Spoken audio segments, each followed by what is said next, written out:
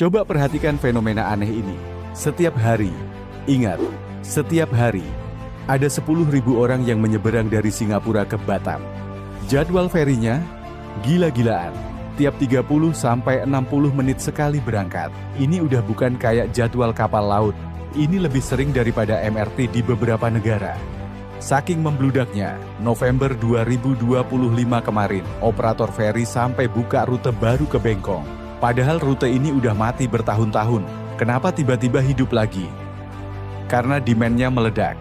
Tapi tunggu dulu, mereka ke Batam bukan buat leha-leha di resort mahal. Mereka datang buat belanja bulanan. Mereka datang buat makan. Bayangin, ayam geprek di Singapura itu setara Rp200.000.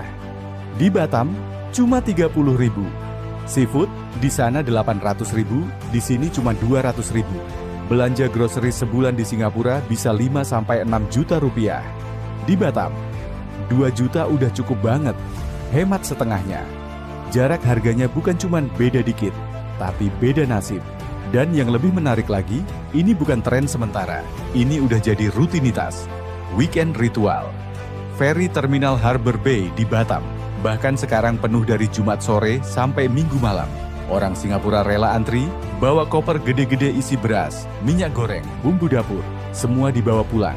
Di balik keramaian pelabuhan Batam ini, ada cerita sedih yang lagi kejadian di tetangga kita. Ribuan toko di Singapura tutup. Ekonomi Malaysia struggle. Tapi anehnya, Indonesia malah panen rezeki. Ini bukan kebetulan guys, ini adalah tanda pergeseran ekonomi besar. Mari kita bedah. Pertama kita lihat anak emas Asia, Singapura. Data nggak bisa bohong, lebih dari 3.000 restoran dan toko tutup dalam 2 tahun terakhir. Ini rekor terburuk dalam 20 tahun.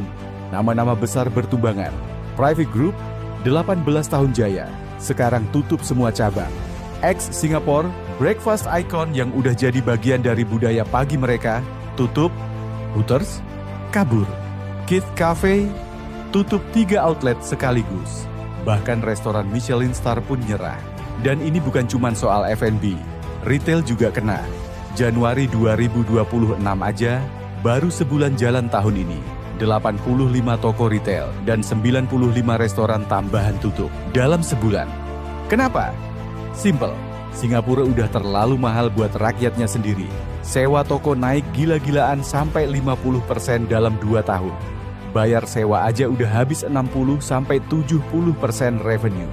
Belum gaji karyawan, belum bahan baku, belum listrik.